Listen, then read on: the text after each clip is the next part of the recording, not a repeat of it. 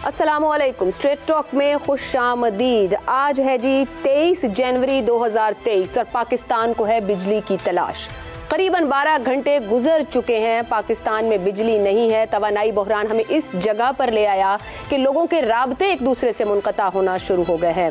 अब से कुछ देर पहले जो एप्टमा की तरफ से बताया जा रहा है, टेक्सटाइल सेक्टर को एक दिन में $7 करोड़ से ज़्यादा का नुकसान, और एप्टमा कहता है 1.5 से 2 अरब के ऑर्डर्स मुतासर हुए हैं। ये हम दुनिया को पैगाम दे रहे हैं। यहाँ से मुझे आज आगाज़ करना पड़ रहा है। आप जानते हैं मेरे प्रोग्राम में हमारे साथ पैनलिस्ट होते हैं, भी आपको बताएंगे कि किस तरीके से राब्ते मुतासर हो रहे हैं। PTI ने हाथ उठा दिया 12 घंटे बाद। PTI कह रहा है कि अब आपके जो राब्ते उनमें तातुल का खदशा है। कोशिश करेंगे कि ना हो, लेकिन जाहिर बात है 12 घंटे हो गए हैं, पूरे मुल्क में बिजली नहीं है। आज सुबह 7 बजे से नेशनल ग्रिड में जो खराबी पैदा हुई उसने करीबन पूरे मुल्क को बिजली से महरूम कर दिया है।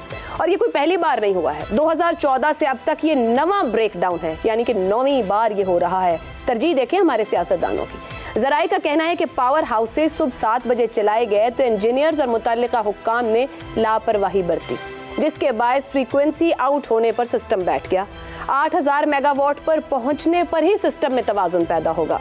नेपरा ने मुल्क में होने वाले बिजली के ब्रेकडाउन का नोटिस लेते हुए national transmission and dispatch company से रिपोर्ट तलब कर ली है, मगर वजीर तवानाई के नज़दीक मुल्क के बेशतर हिस्से में एक साथ बिजली का ना होना कोई बड़ा फॉल्ट नहीं। लगता यह है कि आने वाले वक्तों के लिए कौम को अभी से तैयार करना शुरू कर दिया है कि कभी एक इलाके दूसरे इलाके, एक शहर या दूसरे शहर नहीं, पूरे मुल्क की बिजली इकट्ठी बंद कर दी जाए। ये फॉल्ट इतना छोटा है कि अगले 12 घंटों में ठीक हो जाएगा। ये वो हमें सुबह बता रहे थे, 12 घंटे गुजर गए। इमरान खान दौर में बिजली के बड़े ब्रेकडाउन पर एहसन इकबाल की कड़ी तनकीद एक बार फिर मीडिया पर वायरल हो रही है, जिसमें वो ब्रेकडाउन को हुकूमती नाअहली से जोड़ रहे हैं। तो क्या अपनी हुकूमत में इस ब्रेकडाउन को एहसन इकबाल अपनी हुकूमत की नाअहली गर्दानते हैं? हमें सवाल तो सियासी मामलात और बयानात से करने चाहिए थे, जो सियासी अदम इस्तेहकाम पैदा कर रखा है वो मईशत को चलने नहीं दे रहा। मगर गुज़िश्ता 12 घंटे में ये जो मामला हुआ है, इस वक्त पाकिस्तान का ये एनर्जी क्राइसिस, ये ब्रेकडाउन, इंटरनेशनल मीडिया आउटलेट्स इसको हाईलाइट कर रही हैं। हर जगह ये छप रहा है 22 करोड़ 23 करोड़ का मुल्क बिजली से बिल्कुल महरूम है। हमारे पैनल में मेहमान होते हैं हसन निसार साहब, शहजाद चौधरी साहब, ज़ैगम खान और इसार राना साहब यहाँ स्टूडियो में। शहजाद साहब के पास बिजली ना होने के बायस कोशिश है हमारी कि हम उनको ऑडियो पर फ़ोन पर ले सकें, ताकि आज हम बात कर सकें कि आज उनका दिन कैसा गुजरा है बिना बिजली के। हसन निसार साहब से भी हम राब्ते की कोशिश कर रहे हैं कि वो राब्ता बहाल हो पाए, लेकिन जैसा मैं अपने इब्तिदाइये में कह चुकी हूँ कि इस वक्त एनर्जी क्राइसिस, ये बिजली का जो ब्लैकआउट हुआ है मुल्क में, दिन का वक्त था, गर्मियों का मौसम नहीं है, ठंड का मौसम है। अब रात हो रही है, शाम का आगाज़ है, पूरा दिन कोई काम नहीं हो सका है। देखना यह है कि ये हुकूमतें, ये सियासतदान, इनकी तरजीहात में मैं, आप और हम सब आखिर कितना शामिल हैं।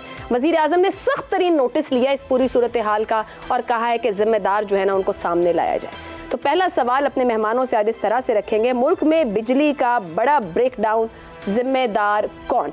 ज़ैगम खान साहब, आप विफाकी दारुल हुकूमत इस्लामाबाद में बैठे हैं, बड़े बड़े वहाँ पर हम मुलाकातें होती हैं, मीटिंग्स होती हैं, सारे मामलात होते हैं, दुनिया से राब्ता हमारा इस्लामाबाद के ज़रिए जुड़ता है। ये पिछले 12 घंटे इस्लामाबाद में कैसे गुजरे और इस्लामाबाद ने क्या जिम्मेदार का तयन कर लिया है? इस्लामाबाद मेरा नहीं ख्याल कि कभी भी ज़िम्मेदार का तयन करेगा, क्योंकि ज़िम्मेदार पूरा इस्लामाबाद है। 1988 से अब तक जिसने भी इस्लामाबाद को चलाया है, जो भी यहाँ तख्त नशीन हुआ है, वो सब के सब ज़िम्मेदार हैं। आपने कुछ बातें बताईं और ये बताया कि पूरी दुनिया में किस तरह से आज के दिन पाकिस्तान को देखा जा रहा है।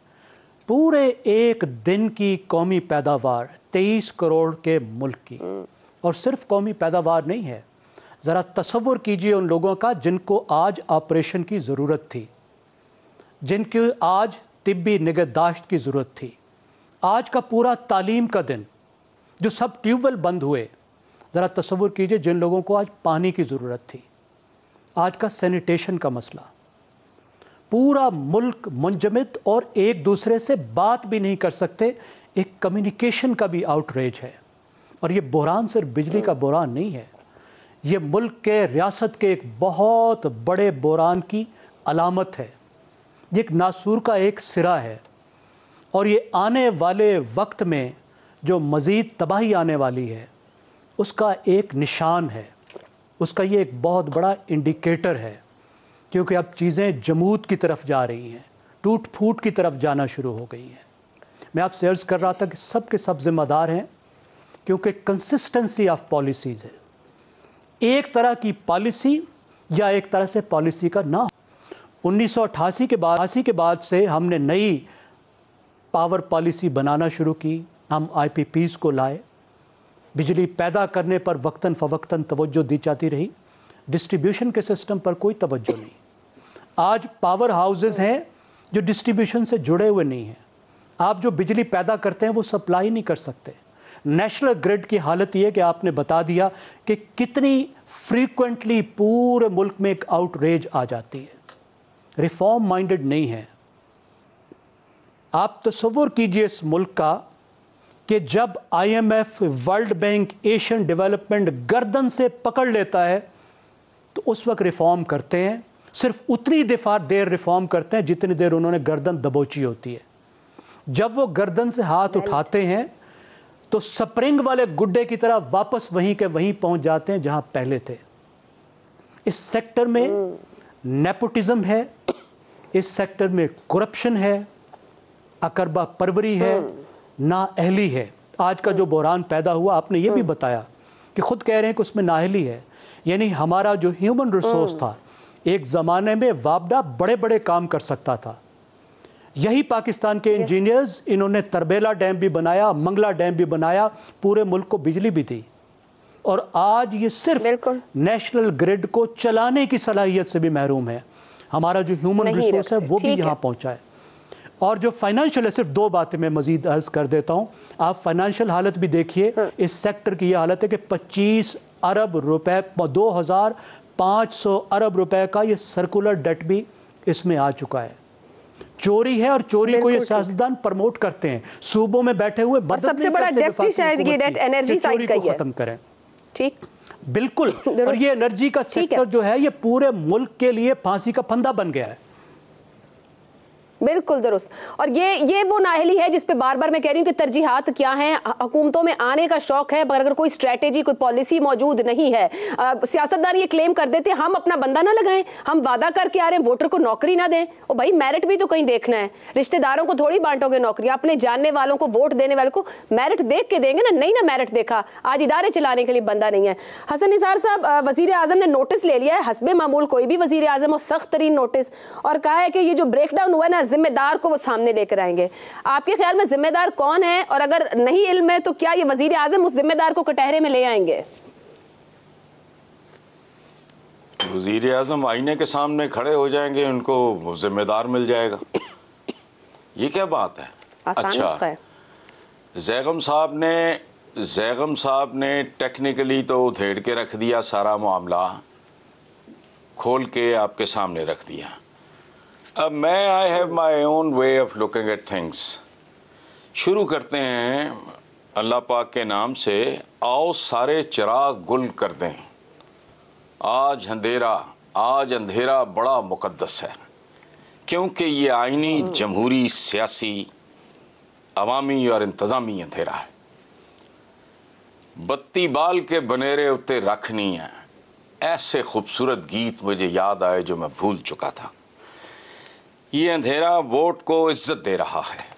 आप क्यों चीखें मार रहे हैं? ये अंधेरा हमारी 75 साल कमाई है। ये अंधेरा मेरी 32 साल दुहाई है, कॉलम्स की शक्ल में मौजूद है ऑन रिकॉर्ड। ये अंधेरा आवाम और इस निज़ाम की रोशन बॉटम लाइन है। पूरी कौम को अगर आटा नसीब हो तो कैंडल लाइट डिनर मुबारक हो। अल्लामा इकबाल साहब को अंदाजा नहीं था, तसव्वुर फरमाया, लब पे आती है दुआ बन के तमन्ना मेरी, जिंदगी शमा की सूरत हो खुदाया मेरी। इनको समझ नहीं आई। उन्होंने कहा बिजली गायब है, मोमबत्तियां जलाओ। I am really enjoying it. अच्छा, सुबह से हमारा जनरेटर चल रहा है, बीच में बंद करा दिया। मैंने कहा जब रिकॉर्डिंग होगी तो उस वक्त काम आएगा, वरना मैं मुद्दतों बाद मोमबत्तियां मंगवाई, देखी, and I was celebrating, I was enjoying it. अच्छा, अल्लामा इकबाल का सुने आप, मुसव्वरे पाकिस्तान, जिंदगी शमा की सूरत हो, सुभान अल्लाह। और आखिरी, इसका आखिरी तो नहीं लेकिन जो मैंने 2 शेर निकाले हैं, दूर दुनिया का मेरे दम से अंधेरा हो जाए, सुभान अल्लाह, दूर दुनिया का, ठेका देखो कितना बड़ा, दूर दुनिया का मेरे दम से अंधेरा हो जाए, हर जगह मेरे चमकने से उजाला हो जाए। एवन फील्ड में है, हो जाए, सरे महल में भी था, बस कुछ भी नहीं है। टेक्निकली ज़ैगम खान साहब ने पूरी तरह उधेड़ दिया, तसल्ली कर दी, पेट भर दिया, हकायक ये हैं और आगे आगे देखिए होता है क्या। ठीक, मैंने कहा था मरीख पे चीखें, 2 साल पहले मेरा तकिया कलाम था चैनल्स पे कि यहाँ के अवाम की चीखें, एंड दे डिजर्व इट। जिन लोगों को आवे वो आ गए, इस अंधेरे की शक्ल में आ गए। I am enjoying it honestly. चल ठीक जी, ज़ैगम साहब ने टेक्निकली और आपने कुछ अदब का इस्तेमाल करते हुए हकीकत दिखाई कि हम खड़े कहाँ हैं और दरअसल हम हैं कौन, करना क्या चाह रहे हैं अपने साथ। इसार राना साहब, ये जो कुछ बना है, हम तो जो हैं, हम शायद खुद को बहुत अच्छे से अब जान गए हैं कि हम कौन हैं और क्या कर रहे हैं, मगर दुनिया जिस हाल में हमें देख रही है, हम आज अब बैठ के 2023 में लग रहा है किसी आने वाले दौर की तैयारी हमारे हुक्मरान हमें करा रहे हैं, उन्होंने जहाँ हमें लेके जाना है। देखें आयशा, जो हसन भाई ने नोहा पढ़ा है, यकीन करें मेरी तो अपनी बत्ती गुल हुई है और मेरे तो चार्जिंग खत्म हो गया क्या? मेरी तो खुश मिजाजी के जो यूपीएस है ना वो भी बैठ गया है। इतना डिप्रेशन है और इतनी तकलीफ़ है अपने अंदर कि मैं आपसे एक्सप्रेस नहीं कर सकता। आज आप काफ़ी वैसे लो टोन में आए हैं, स्टूडियो में भी दाखिल होते नजर आता है जैसे बिजली ऑफ है आज आपकी। मैं चूँकि एक बहुत बड़े चुबारों में और महलों में रहने वाला नहीं हूँ, तो और मेरा बराह रास्त ताल्लुक़ आम आदमी से है और मैं आम आदमी की मिज़रीज़, आम आदमी के मुश्किलात को अपनी आँखों से रोज़ कशीद करता हूँ। आज मैंने जो शहर की सूरत हाल देखी ना आयशा, वो बड़ी तकलीफ़ दे है। यकीन करें कि लोगों के पास पीने का पानी नहीं था, फिल्टर्स काम तो नहीं चले, तो लोगों ने वो नलके का पानी अपने बच्चों को पिलाया क्योंकि वो पानी उबाल के नहीं पिला सकते कि गैस नहीं थी। इतनी तकलीफ़ दे सूरत हाल है। वो खौफ जो काफ़ी दिनों से हमारे गिर्द मंडला रहा था ना, आज उसने हमारे घर की कुंडी खोल के और हमारे अंदर दाखिल हो चुका है। और इस सारे में भी आप देखें कितना गैर संजीदा रवैया है हमारे हुक्मरानों का कि वज़ीर आज़म साहब ने कहा बिजली की फौरी बहाली का हुक्म दिया है उन्होंने। अंदाज़ा करें कि वो फौरी बहाली का हुक्म दे रहे हैं, उन्हें ग्राउंड रियलिटीज़ ही नहीं पता कि ये बिजली कब तक बहाल होगी और कैसे होगी। और वो एक प्रेस रिलीज जो किसी सेक्शन अफसर ने बनाई होगी शायद 25 साल पहले, हाँ, और वही कि बिजली की फौरी बहाली का हुक्म दे दिया। आपको तो यही नहीं पता कि बिजली बहाल कब होनी है, आपको तो यही नहीं पता कि पाकिस्तान इस वक्त किस सूरत हाल से गुजर रहा है। आपको ये नहीं पता कि पेट्रोल पंपों पे लाइन लगी हुई है, जहां पेट्रोल पंप के पास लाइट है ना, वहां आप जाके देखें गाड़ियों की लाइन है, लोग खौफ का शिकार हो गए।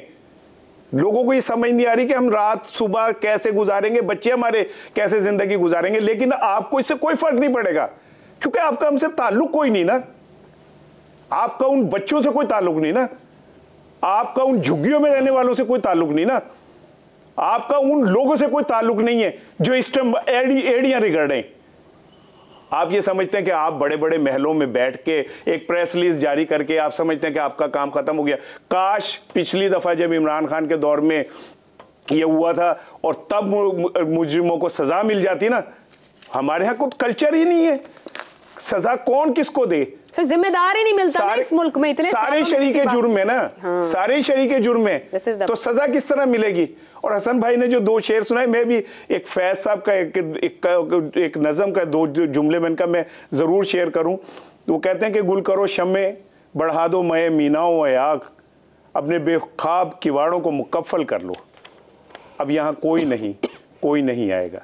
अल्लाह ना करे कि ऐसा हो, लेकिन जो हम जैसे लोग हैं जो सामने दीवार पे लिखा हुआ पढ़ सकते हैं, उनकी तकलीफ का अंदाजा करें कि उन्हें नजर आ रहा है कि उनके सम बहुत बढ़ रही है। तकलीफ में रह सकते हैं, जो शऊर रखता है उसकी तकलीफ बढ़ जाती है, फिर वही कहते हैं कि शऊर ना हो तो तकलीफ का। और मजे की बात ये जो आपने अभी बात की कि एहसान इकबाल ने जो पुराना ट्वीट और उनकी वीडियो है, अब वो जिम्मेदार नहीं है, हमें फर्क तो तब पड़े ना उन्होंने कहा माँ मैंने शर्त लाती है कि कहाँ चिट्टा होता है, उन्होंने कहा बेटे आप हार जाओगे, उन्होंने कहा हारूंगा तो तब मैं जब मानूंगा, आपने मानने ही नहीं। ये जो हमारी सियासत में मैं ना मानूं है ना, ये गज वज के बरस रहा है पिछले कुछ सालों में। कोई बंदा मानने को तैयार नहीं, ना कोई जिम्मेदार बनने को तैयार नहीं। कुर्सियां सबको चाहिए, ओहदे सबको चाहिए, नाम के सिर्फ, क्योंकि काम तो आता ही नहीं है तो करना किसने है। अभी हमने बात की है कि हुक्मरानों के रवैये क्या हैं, अवाम की तरफ उनकी तरजीहात क्या है। तो करीबन साल होने को है जो गुज़िश्ता मार्च अप्रैल से तमाशा लगा हुआ है इस मुल्क में, उसका कोई इख्तिताम नहीं होने को है। पंजाब असम्बली को तहलील हुए 10 रोज़ होने जा रहे हैं, मगर ताहा की जानिब से इंतखाबात की तारीख जारी नहीं की जा रही। यही सूरत हाल KPK की है। आइन का आर्टिकल 105 ये वाज़ेह करता है कि गवर्नर असम्बली तहलील होने के बाद 90 दिन में इंतखाबात की तारीख का ऐलान करेगा। दोनों सूबों के गवर्नर्स की जानिब से इंतखाबात की तारीख में ताख़ीर ऐसे वक्त में हो रही है जब पंजाब की निगरान वज़ारत आला को लेकर PTI सरापा एहतजाज बनी हुई है। इमरान खान पंजाब के निगरान वज़ीर आला मोहसिन नकवी को PTI का अज़ली दुश्मन करार देने के साथ साथ PTI हुकूमत के खिलाफ बैरूनी साजिश का आला कार भी करार दे रहे हैं। पंजाब में 2013 के बाद से निगरान वज़ारत आला मुतनाज़ा ही रही है। PTI ने नजम सेठी को मुतनाज़ करार दिया तो 2018 में नून लीग ने डॉक्टर हसन अस्करी की बतौर निगरान वज़ीर आला तैनाती को मुस्तरद किया। मगर इस बार जिस तरह मोहसिन नकवी की तैनाती के खिलाफ एहतजाज और सुप्रीम कोर्ट जाने की बात की जा रही है, इसकी इससे पहले कोई नज़ीर नहीं मिलती। अब देखना होगा कि सुप्रीम कोर्ट, इलेक्शन कमीशन जैसे आईनी इदारे की तरफ से किए गए इस फैसले पर क्या मौक़िफ़ अपनाती है। इसी पर सवाल रखेंगे आपके सामने। सवाल इस तरह से है, निगरान वज़ीर आला पंजाब मुस्तरद, क्या सुप्रीम कोर्ट से PTI को रिलीफ मिल सकता है? हसन निसार साहब, इमरान खान ने भी कुछ देर पहले भी गुफ्तगू की है जिसमें उन्होंने कहा वो सुप्रीम कोर्ट जाएंगे और पूछेंगे कि इंतखाब की तारीख क्यों नहीं मिल रही, और साथ ही उन्होंने कहा है कि ये जो निगरान वज़ीर आला लगाया है इसके ऊपर भी सवाल उठाएंगे, क्योंकि उन्होंने इस गुफ्तगू में ये भी कहा है कि ये मेरे खिलाफ फैसले करते हैं बट मुझे अदालत से रिलीफ मिल जाता है। आपके ख्याल में निगरान वज़ीर आला पंजाब पर रिलीफ मिल सकता है इमरान खान को, PTI को? आई डोंट थिंक सो, मेरा नहीं ख्याल ऐसा होगा। बिकॉज ना कोई गैर आइनी है, ना कोई गैर कानूनी काम है, और ना कोई लंबा चौड़ा कंट्रोवर्शियल आदमी है। वो क्या प्रॉब्लम है? कीड़े तो डालना आप कहीं में किसी में भी डाल सकते हो। इस दुनिया में गैर मुतनाज़ बंदा तो मैंने अपनी ज़िंदगी में कभी कोई नहीं देखा। तो कोई फरिश्ता आपने अगर इम्पोर्ट करना है कहीं से, कोई चांद से किसी को बुलाना है तो बुला लें। जो बंदा इस सोसाइटी में रहता है वो अपनी औकात, बसात और हैसियत के मुताबिक, अपने कद्दो कामत के मुताबिक वो उतना ही मुतनाज़े होता है। यहाँ तो जो मर चुके वो मुतनाज़े हैं, ये क्या बात हुई? तो आप किसी ना किसी पे, उसकी वजह है हमने किसी बात पे भी एग्री करना ही नहीं। और ये तो वैसे ही जंगल के बादशाह हैं, अंडा दें, बच्चा दें, कुछ भी ना दें, उसी तनख्वाह पे काम करते रहें या बोनस मांग लें। इनकी तो एक अपनी दुनिया है। मैं तो बातों का माउफ हो जाता है मेरा दिमाग। अच्छा, मैं जनरली मुझे समझ नहीं आती कि ये कोई स्ट्रेटजी है, ये कोई बोंगी है, ये कोई दानिस्ता बात है या बरजस्ता बात है। तो आई फेल टू अंडरस्टैंड। क्या इलेक्शन कमीशन जो यहाँ छोले बेचता है? एक इदारा है, उसका इख्तियार है, एक्सेप्ट इट, सिंपल। अच्छा, मुझे नहीं भी पसंद, आपको और मुझे लोड शेडिंग पसंद है। की माजरत, इलेक्शन कमीशन को आज भी बहुत क्रिटिसाइज किया गया है PTI के लोगों की तरफ से। आपकी राय में क्या इलेक्शन कमीशन का निगरान वजीर आला पंजाब का फैसला दुरुस्त है? बाकी सारे नाम भी आपकी नजर से गुजरे होंगे। मैं देखें आयशा, ये नहीं, देखें हमारी अप्रोच यही है ना, मेरा अपना उसी तरह का, मेरी परवरिश, हम सब एक ही माहौल की बेसिकली पैदावार हैं। कुछ स्कूलिंग का फ़र्क होगा, कुछ फैमिलीज़ का फ़र्क होता है, but basically we are the same people.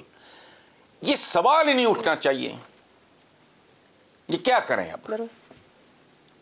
अगर ये दायरा इख्तियार में है इलेक्शन कमीशन के और उन्होंने कर दिया, इसको इनएविटेबल समझो, relax and enjoy, even if it is wrong. आपके लिए रॉन्ग है ना जी, मेरे लिए नहीं है, तो क्या उसका कहां नतारा होगा? ये पूरे आलम इस्लाम का प्रॉब्लम है। और एक बात मैं अर्ज कर दूं, मैं चूंकि इन बातों पे ज़रा ज़्यादा वक्त बर्बाद करता हूं। अभी कह रहे थे, मेरा तो बहुत ही भाइयों से भी बढ़ के अजीज़ है, मैं इसाराना की बात कर रहा हूं। ये कह रहे थे अल्लाह न करे ऐसा हो, खुदा का वास्ता ये अप्रोच तब्दील करें। स्पेन से लेके बनु उमैया से लेके बनु अब्बास से लेके मुगलों से लेके ऑटोमन से लेके सफवीज तक और ईस्ट पाकिस्तान तक, ये नहीं अल्लाह का मेरिट है। अल्लाह ने डूज एंड डोंट्स खुल के बयान कर दिए। अल्लाह ना करे भाई, अल्लाह ने तो कर चुका जो करना था। उसने आपको सही और गलत ये आपके रख दिया है। ये दुआएं, मैं बुढ़ा हो गया, स्पेन और स्पेन कहता हूं वो इजराइल की आज़ादी, कश्मीर की आज़ादी, रिडिकुलस बात है, नहीं है। You don't qualify. चीखने पे कोई पाबंदी नहीं है, मातम करने पे नहीं है, आप किए जाओ। सो ये कहना अल्लाह ना करे, अल्लाह 75 साल हो गए, हमारे बुजुर्ग भी कह यार क्या हम 3-3 शहरों से वो माइग्रेट करके आए, कोई इस मुल्क का वाली बार सोचता हो। मैं आज I was telling my sons, Ayesha आप जानते हो, इसार भी जानते हैं, वो मैंने कहा यार मेरे पे ना रहना, मेरी वो वैसी उम्र है, मैं 2-4 बार मैं निकलता हूँ, पैक करके यहाँ पैकअप करो और निकल जाना यहाँ से। और मैं ये बात प्रेडिक्ट कर रहा हूँ for the last so many years कि ये टाइटैनिक है, ये स्लो मोशन में डूब रहा है। चलें आगे चलें। ठीक, अल्लाह रहम करे। हम कोई अपने अमाल दुरुस्त कर लें तो शायद हम हो जाए। हसन निसार साहब कहते हैं कि कोई रिलीफ नहीं मिलेगा कोर्ट से और इदारे के इख्तियार को काहे को चैलेंज करना है। ब्रेक लेते हैं, ब्रेक के बाद जैगम साहब और इसा राना साहब क्या राय रखते हैं मोहसिन नकवी की तैनाती को लेके। कम कंट्रोवर्शियल देखा गया है या फिर एक और कंट्रोवर्सी भी है, 90 रोज़ में इंतखाब होगा या नहीं, गुफ्तगू करते हैं ब्रेक के बाद। स्ट्रेट टॉक में एक बार फिर खुशामदीद। ब्रेक से पहले हम बात कर रहे थे कि निगरान वज़ीर आला पंजाब मुस्तरद, क्या सुप्रीम कोर्ट से पीटीआई को रिलीफ मिल सकता है। पीटीआई की जानिब से परवेज़ इलाही साहब की जानिब से इस तैनाती को मुस्तरद करके सख्त तनकीद का निशाना बनाया गया है इलेक्शन कमीशन को। हसन साहब ने गुफ्तगू की ब्रेक से पहले और उनका ख्याल है कि इस मामले पर रिलीफ नहीं होगा, इदारे का इख्तियार है और इसको चैलेंज करने की ज़रूरत नहीं है। हर किसी की शख्सियत उसके स्टेचर के मुताबिक उसके साथ तनाज़ात जुड़े होते हैं। जैगम खान साहब, एक और मामला जैसे जैसे इस तैनाती के ऊपर गुफ्तगू की गई या जिन लोगों को ना पसंद आई उन्होंने इसको मुतनाज़ बनाया शख्सियत को, तो साथ ही एक और कहा जाए कॉन्स्पिरेसी थ्योरी को भी जोड़ा गया है। आपकी राय में कितना उसमें दम है कि ये तैनाती जो है ये इस जगह मामला ले जाएगी कि पंजाब में 90 रोज़ में इंतखाब भी नहीं होगा? दोनों बातों को एड्रेस कीजिएगा। देखिए, 90 रोज़ में इंतखाबात कराना एक आईनी जिम्मेदारी है। मैंने इस पर जितने कॉन्स्टिट्यूशनल एक्सपर्ट्स से बात की है और जितना मैंने ख़ुद जो आईनी के क्लाजेज हैं उनको देखने की कोशिश की है, मुझे कहीं इससे कोई राह फरार नज़र नहीं आ रहा। अनलेस के पाकिस्तान जो है कोई जंग की सूरत हाल का ऐलान कर दे, कोई ऐसी बात कर दे जो आइन से मावरा हो, तो मुझे तो नहीं लगता उसका कोई तरीक़ाकार मौजूद है। लेकिन ये बहस हो रही है, पाकिस्तान में अनहोनियाँ भी होती रहती हैं, इसलिए लोग इस बात को तवज्जो दे रहे हैं। अब दूसरी बात आप देखिए, सितम ज़रीफ़ी देखिए कि दुनिया भर की जमहूरियतें और दुनिया भर की रियासतें एक चीज़ पर चलती हैं जिसको कंसेंसस ऑफ द एलीट, कि जो मुल्क की अशराफिया होती है, जो मुल्क को चलाने वाले होते हैं, उनमें एक इत्तफाक राय होता है कि इस मुल्क को चलाना कैसे है, ताकत को कैसे डिस्ट्रीब्यूट करना है, ज़िम्मेदारियाँ कैसे तकसीम करनी है, जिसको आप ये कह लें कि इस बात पे इत्तफाक राय होता है कि रूल्स ऑफ द गेम क्या होंगे। झगड़ा खेल पर होता है, खेल के रूल्स पर नहीं होता, क्योंकि अगर खेल के रूल्स पर ही झगड़ा हो तो फिर खेल हो ही नहीं सकता।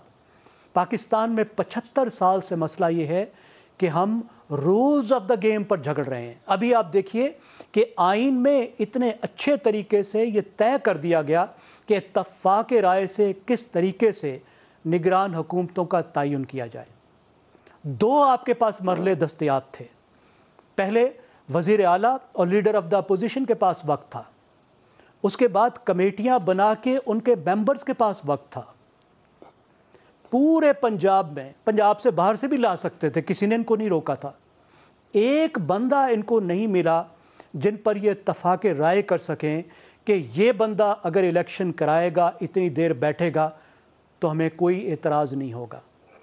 उसके बाद जब ये बॉल फेंक देते हैं अदालत में, जब ये फेंक देते हैं किसी आईनी अदारे में, तो फिर ईंटें लेकर उसके पीछे भागते हैं। आइन ने ये जिम्मेदारी लगाई है इलेक्शन कमीशन ऑफ पाकिस्तान की कि जब ये इत्तफाक राय ना कर सके तो इन्हीं के नामों में से वो एक नाम लेके उसको वजीर आला बना दे। वो जिसको भी लेंगे वो किसी एक पार्टी के नामों में से तो शामिल होगा, उसके बाद तो आपके पास बात करने की गुंजाइश ही नहीं है। और आइन में जहां ये तय किया गया है, 20वीं आइनी तरमीम में जब ये तय किया गया था तो उस वक्त 50 से ज्यादा अरकान मुस्लिम लीग काफ के भी वहां मौजूद थे, उन्होंने भी इसको वोट दिया था। और आइन के मुताबिक जब ये मामला चला जाता है इलेक्शन कमीशन के पास तो उसके बाद कोई और जाने की जगह नहीं है, वो फाइनल आर्बिट्रेटर है। उसके बाद अदालत का कोई इख्तियार नहीं है, सुप्रीम कोर्ट का कोई इख्तियार नहीं है। सुप्रीम कोर्ट उसके बाद जो इलेक्शन कमीशन के इख्तियारात हैं वो नहीं छीन सकता। इलेक्शन कमीशन खुद एक आईनी अदारा है। इनके पास जो एक वाहिद चीज रह जाती है जिस पर ये जा सकते हैं वो उस प्ली बार। तो ये बेमकसद काविश होगी पीटीआई का कोर्ट तक जाना आपके ख्याल में? और अगर यही मामला रहता है तो आपकी नजर में क्या पीटीआई आने वाले पंजाब के इंतखाब का बॉयकॉट कर सकती है?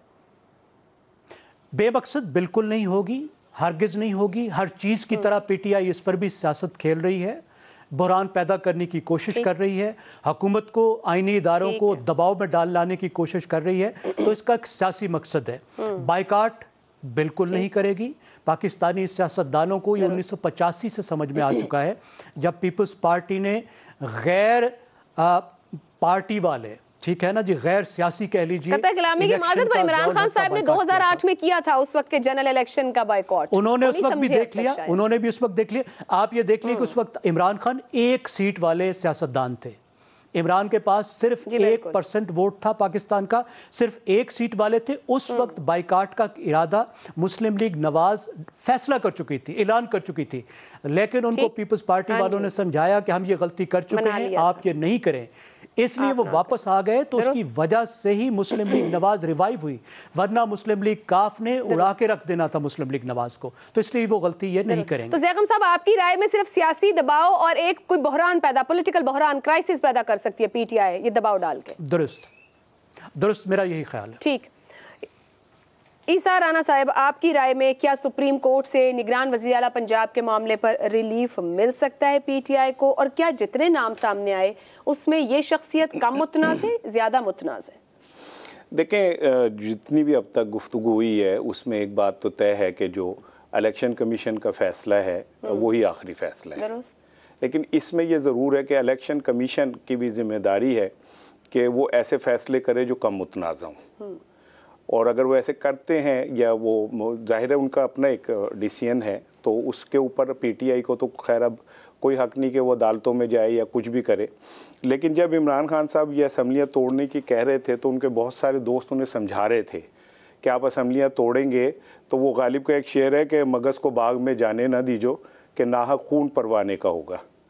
तो जब ये तय हो रहा था कि असम्बलियाँ वो तोड़ेंगे तो फिर ये भी तय हो रहा था कि जो केयर टेकर आएगा वज़ीर आला वो को उनकी ख्वाहिश और मंशा का नहीं होगा। तो ये बात तो तय थी कि अगर वो असम्बलियाँ तोड़ेंगे और जो निगरान सेटअप आएगा और इलेक्शन कमीशन जिसके साथ उनकी 57 चल रही है तो वो कोई उनके हक में को उनका अपना बंदा तो नहीं ला के बिठाएगा। सही। तो आज जो कुछ हो रहा है ये तो बहुत पहले दीवार पे लिखा हुआ था। अब आ जाए दूसरी बात की तरफ कि जी क्या 90 दिन में आइन कहता है कि इंतखाबात कराना बहुत ज़रूरी है। तो पाकिस्तान में आधे से ज़्यादा जो पाकिस्तान की ज़िंदगी है, मुद्दत है 40 साल के करीब, वो बग़ैर आइन के हुकूमतें चलती रहीं और आइन तोड़ के हुकूमतें चलाई गई। क्या बिगाड़ लिया किसी ने उनका? वो आइन को के तहफ़्फ़ुज़ करने वालों ने क्या आइन के तहफ़्फ़ुज़ के लिए इक़दाम किए, या जिन्होंने उस आइन को तोड़ा उसके खिलाफ आपने क्या कर लिया? तो आइन तो मोम की एक नाक है जिसे जब मर्जी जहां मर्जी आप मोड़ सकते हैं। आइन सिर्फ कमज़ोर के लिए, गरीब के लिए है। वो साइकिल चोरी करेगा तो वो जेल चला जाएगा और अगर उसके पास पैसे नहीं होंगे तो वो वहीं गलता सड़ता रहेगा। लेकिन अगर कोई ताकतवर है और पाकिस्तान की सबसे बड़ी अदालत भी ये कह दे कि इसने ये ऐसे चोरी की है, तो आइन उसके लिए रेड कारपेट बिछाएगा, उसके लिए बाहर से तैयारा मंगवाएगा, उसको बिठा के टाटा बाय बाय करेगा और साथ कहेगा चलांगी पखियां। अब वो फिर कह रहा है कि माही आवेगा मैं फूला नल तरती सजावांगी, वो आने तो पाकिस्तान का आइन जो है वो सिर्फ ताकतवरों के लिए है कि मतलब आइन की गुंजाइश निकल ही आती है, मतलब कंसेंसस ऑफ द एलीट जिसको ज़ैगम खान जी बिल्कुल ऐसे ही है। Rule of games. और दूसरी चीज में मुझे एक बात का जवाब दीजिए कि आप जो ये बात कर रहे हैं ना, परवेज इलाही ने अब जो स्पीकर साहब ने खत लिखा है कि जी 90 दिन में इलेक्शन कराएं, परवेज इलाही साहब ने 8 नए इजला बनाए, क्या उनकी हदबंदियां हो गई? क्या वहां पे वो मर्दमशुमारी हो गई? क्या इलेक्शन कमीशन ने उस पर काम कर लिया? आप खुद ही तो वो लकूनस छोड़ के जा रहे हैं, आप खुद ही इस तरह की इन्वायरमेंट छोड़ के जा रहे हैं जो पॉसिबल ही ना हो इलेक्शन। और मेरी छठी हिस्स कहती है, मैंने जुमेरात को भी आपसे ये कहा था, केयर टेकर सिस्टम जो है ना ये चलेगा जरा लंबा, और इसी मतलब दौरान इसीलिए वो जो कह रहे हैं, जो शेख रशीद साहब भी कह रहे हैं कि ये फलानों की छड़ी है गेम चेंजर्स की और उनके लिए काम तो मतलब सेटिंग शुरू हो गई है, ये लंबा अरसा चलेगा। लंबा अरसा चलने के बाद ये जितने बुरे फैसले अब मजीद होने हैं। अच्छा अभी मजीद होने? हाँ, अभी तो इब्तिदाई इश्क है, रोता है क्या? तो सड़कों आगे आगे देखिए होता है क्या? सड़कों पर आ रहे हैं, शहर एक शहर दूसरा। वो इमरान खान आ रहे हैं, वो घर में कम ही रहते हैं वैसे, वो सड़कों पे ज्यादा रहते हैं। लेकिन मैं एक पाकिस्तान की बात कर रहा हूँ कि आने वाले दिनों में जब ये सेटअप लंबा होगा और बुरे फैसले इनके खाते पड़ेंगे तो नवाज शरीफ साहब को एक थोड़ा सा एज मिलेगा कि देखो जी अब तो, और पाकिस्तानी कौम की चूंकि याददाश्त कमज़ोर है लिहाजा 6 माह 7 माह में याददाश्त बहाल हो जाएगी, नवाज शरीफ साहब बाहर वापस आ जाएंगे, इमरान खान को 20-25 केसों में रगड़ा लग चुका होगा, इवन वो क्या होती है फील्ड वो सबको मिल जाएगी, हाँ वो प्लेइंग फील्ड मिल जाएगी, और जो खिलाड़ी हैं जिन्होंने ग्राउंड को मतलब रूल्स ऑफ गेम इतने दिनों में तय कर लिया जाएगा कि तय हो चुका है, अब तो इम्प्लीमेंट होने बस देखते हैं जी कैसे इम्प्लीमेंट होगा। अगले मामले की तरफ बढ़ते हैं, लेकिन बढ़ने से पहले एक तो वही जो आप सबको मैंने आगाज में भी बात की कि ब्लैकआउट है मुल्क के अंदर, एनर्जी आज तवानाई नहीं है, एनर्जी क्राइसिस है, सुबह से हमारा पूरा निजाम बैठा हुआ है। तो शहजाद चौधरी साहब की राय से हम महरूम हैं। आज के प्रोग्राम में बहुत हमने कोशिश की कि उनको किसी तरीके से ऑन बोर्ड किया जा सके, प्रोग्राम में लिया जा सके। दूसरा हसन निसार साहब के घर भी अब एक बार फिर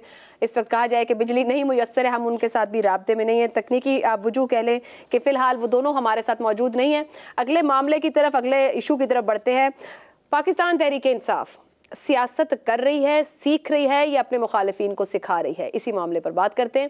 पहले 34 सरकार के इस्तीफे मंजूर होने के बाद पीटीआई के बाकी मानदार 44 अरकान ने इस्तीफे वापस लेने का फैसला किया है और इस सिलसिले में दरखास्त बजरिया ईमेल और व्हाट्सएप मुतल्लिका हुक्काम को इरसाल कर दी गई है। आज से महज 10 माह पहले की बात है कि तहरीक इंसाफ ने कौमी असम्बली से इस्तीफा दिया, सड़कों पर आए, हुकूमत पर दबाव बढ़ाया, यहाँ तक कि 2 असेंबलियाँ भी इलेक्शन के लिए तहलील कर दी। जब बात ना बनी तो यू टर्न ले लिया है और असेंबली में वापसी का ऐलान किया है और फिर वजीर आजम से इत्तेमाद के वोट लेने की बात की। हुकूमत ने नहले पर दहला दिया और पहले 34 सरकार के इस्तीफे कबूल किए, चंद रोज के बाद 35 के मजीद इस्तीफे कबूल कर लिए। ये होना था कि पीटीआई को सबसे बेहतर हिकमत अमली ये समझ आई कि जो बाकी बच गए हैं 44 वो इस्तीफे वापस लें और फौरन असेंबली चले जाएं। असद उमर के मुताबिक तहरीक इंसाफ की हिकमत अमली अपना अपोजिशन लीडर लाकर जाली अपोजिशन लीडर को घर भेजने और शहबाज शरीफ को इत्तेमाद के वोट हासिल करने में नाकाम करने के लिए है। ख्वाजा आसिफ ने इस सिलसिले में रद्द-ए-अमल देते हुए कहा है कि इमरान खान की इस्तीफे देने की तारीख है, इन फैसलों की कीमत उनके वर्कर्स अदा कर रहे हैं और पीटीआई अब असेंबली में आने के लिए मरी जा रही है और इमरान खान अब आहिस्ता आहिस्ता सियासत से बाहर होते जा रहे हैं। ये है जी वो ऑपोजिशन थी तो इन्हें कहती थी आए मिसा की मैशत करते हैं, आज हुकूमत में बैठे हैं तो कहते हैं कि अब हम आपसे हाथ मिलाने को तैयार नहीं है। सवाल इस मामले पर आप लोगों के लिए इस तरह से है, 10 माह बाद पीटीआई की पार्लियामेंट में वापसी की दरख्वास्त, क्या इमरान खान को पार्लियामेंट पर एतमाद आ गया है? एक इमरान खान की पॉलिटिकल स्ट्रेटेजी रही है हमारे साथ मुस्तकिल इतने अरसे में, उसी के ऊपर क्या अब वो समझ रहे हैं कि वो स्ट्रेटेजी काम नहीं कर रही जो सड़क का रास्ता लिया, पार्लियामान में जाकर अपोजिशन लीडर हमारा होना ज़रूरी है। ज़ैगम खान साहब, आपके ख्याल में पार्लियामान ही रास्ता है? इमरान खान ये बात समझ गए हैं और इसी ट्रस्ट की बायस वो वापस इस पार्लियामान में जाना चाह रहे हैं? आयशा साहिबा, ये जो ट्रेजिडीज़ होती है ना, आपने शेक्सपियर को भी पढ़ा होगा, और जो दूसरी ट्रेजिडीज़ होती हैं तो ये समझा जाता था क्योंकि ट्रेजिडीज़ में लोग बहुत उन पे टेंशन आ जाएगी, मुसलसल वो एक ऐसी सिचुएशन देखेंगे जिसमें वो बहुत दुखी होंगे, तो उसमें वो एक चीज़ डाला करते थे, उसको कहते हैं कॉमिक रिलीफ, कि थोड़ी सी इसमें कॉमेडी भी बीच में डाल दो। तो इस वक्त जो पीटीआई कर रही है इस टेंस सिचुएशन में, आसाब तोड़ सिचुएशन में, वो एक कॉमिक रिलीफ लग रही है। एक ऐसी मज़का खेज़ एक सिचुएशन क्रिएट हो गई है कि वो नारे लगा रहे थे, बड़के मार रहे थे, घेराव कर रहे थे, जा रहे थे सुप्रीम कोर्ट में कि हमारे इस्तीफ़े मंजूर करो, जाकर मिल रहे थे स्पीकर साहब से कि हमारे इस्तीफ़े मंजूर करो। अब जब मंजूर होने लगे तो वो कहते हैं अब बाकी के ना करो। ईमेलें भेज रहे हैं, आपने बताया, एसएमएस कर रहे हैं। भाई ईमेल से कैसे आप इस्तीफ़ा दे सकते हैं? ईमेल से कैसे आप इस्तीफ़ा वापस ले सकते हैं? क्या आपने आइन नहीं पढ़ा? क्या आपने असेंबलीज के रूल्स ऑफ प्रोसीजर नहीं पढ़े?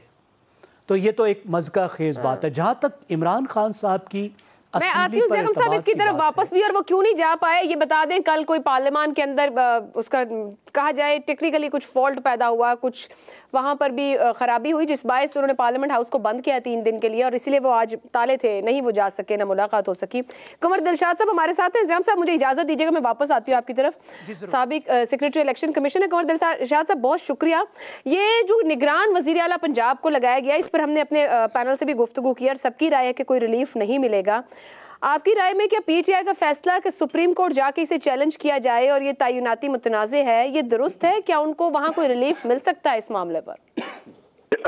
जैसे कि इमरान खान साहब आप कौमी असम्बली में वापस आना चाहते हैं, तो इसी तरह के उनके जो लीगल एडवाइजर हैं, जो उनके आईनी माहिरीन हैं, वो उनको सही हकायक नहीं बयान कर रहे।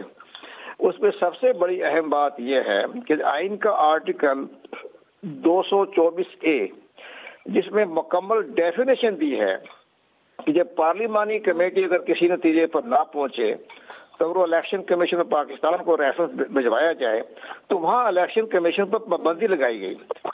इलेक्शन कमीशन को कहा गया कि आपने 48 घंटों में फैसला करना है, और फैसला भी जो जो पार्लिमानी कमेटी जिनको नाम भिजवाएगी उन्हीं में से किसी फर्द को जो आपने चीफ मिनिस्टर का तकर्रर करना है।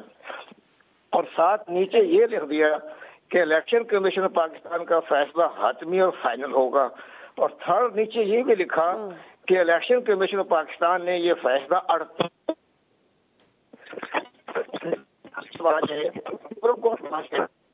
इलेक्शन कमीशन ऑफ पाकिस्तान ने 48 घंटों से पहले रात 8 बजे अपना अनाउंस कर दिया और तकर्रर कर दिया वज़ीर आला पंजाब के टेकर गवर्नमेंट ने, और उन्होंने सुबह हलफ ले लिया।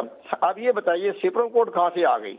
और जब हतमी लिखा गया, फैसला लिखा गया हतमी और फाइनल, और साथ नीचे ये भी आ गया कि किसी कोर्ट में भी चैलेंज नहीं किया जा सकता। इलेक्शन कमीशन पाकिस्तान के पास 2 पावर्स हैं जो जिनके फैसले किसी कोर्ट में भी चैलेंज नहीं किए जा सकते। नंबर 1, प्रेसिडेंट ऑफ पाकिस्तान का जब इंतखाब होता है, और जब चीफ इलेक्शन कमीशन बतौर रिटर्निंग ऑफिसर उनके कागजात नामजदगी एक्सेप्ट या रिजेक्ट कर देता है, तो नहीं किया जा सकते हैं। ये आइन में लिखा है 41। और नंबर 2, 18वीं अमेंडमेंट के तहत इनको 224A दे दिया। साहब मैं माजरत चाहूंगी, मैं आपको मुनासिब तौर सुन नहीं पा रही हूँ, आपका राब्ते में भी थोड़ी खराबी है जिस बायस आपकी आवाज़ नहीं आ रही है, मगर बहुत शुक्रिया वक्त देने के लिए।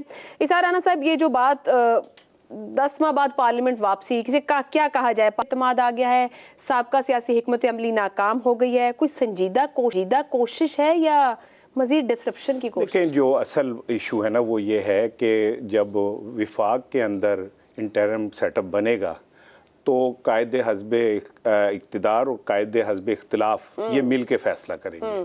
अब वहाँ पे क्या कहते हैं, जो राजा रियाज साहब हैं वो तो खुद ऐलान कर चुके हैं कि वो अगला इलेक्शन नून लीग की टिकट पे लड़ेंगे।